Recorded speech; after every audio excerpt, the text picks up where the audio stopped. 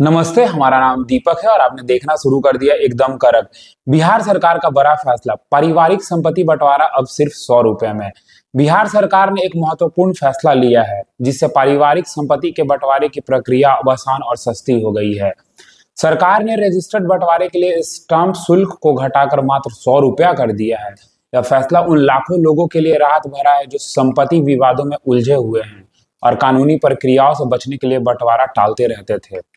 लेकिन क्या यह सच में योजना उतनी ही सरल और फायदेमंद है जितनी दिखती है? आइए जानते हैं, क्या लोग इसका पूरा लाभ उठा पा रहे हैं? आइए विस्तार से इसके बारे में बातचीत करेंगे। संपत्ति विवाद को सुलझाने में मदद मिलेगी अब। बिहार में पारिवारिक संपत्ति के बंटवारे को लेकर अक्सर झगड़े होते रहे हैं।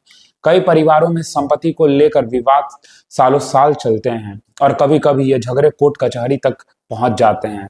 इस समस्या को दूर करने के लिए बिहार सरकार ने ऐतिहासिक कदम उठाया है। अब कोई भी परिवार सिर्फ 100 रुपए के स्टाम्प शुल्क पर अपनी संपत्ति का कानूनी रूप से पंजीकृत बंटवारा कर सकता है। इस प्रक्रिया में काफी ज्यादा स्टाम्प शुल्क देना पड़ता था, जो कई लोगों के लिए एक बड़ी आर्थिक बाधा थी। नए नियम से गरीब और मध्यम वर्गीय परिवारों को सबसे ज्यादा लाभ मिलेगा, क्योंकि वो अब कम खर्च में संपत्ति विवादों को सुलझा सकते हैं। बिहार सरकार को उम्मीद है कि इस फैसले से पारिवारिक झगड़ों में कमी आएगी और कानूनी प्रक्रियाओं में तेजी आएगी।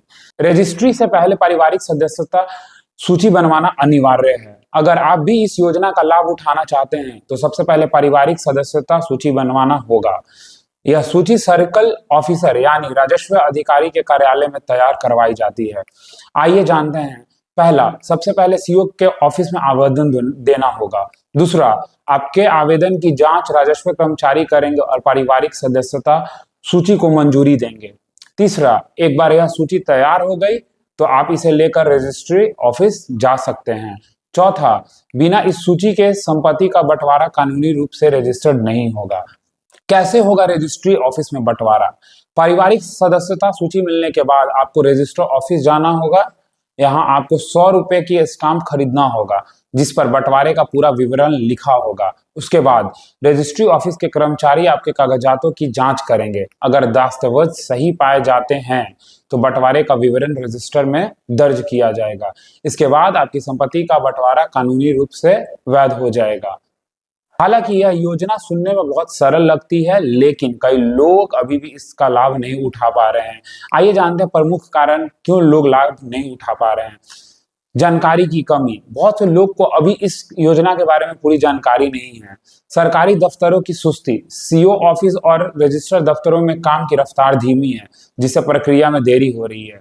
रिश्वतखोरी की शिकायतें जो हमेशा आते रही हैं। कुछ जगहों पे शिकायतें आ रही हैं कि सर्कल ऑफिसर पारिवारिक सदस्यता सूची बनवाने के लिए रिश्वत मांगी जा रही है।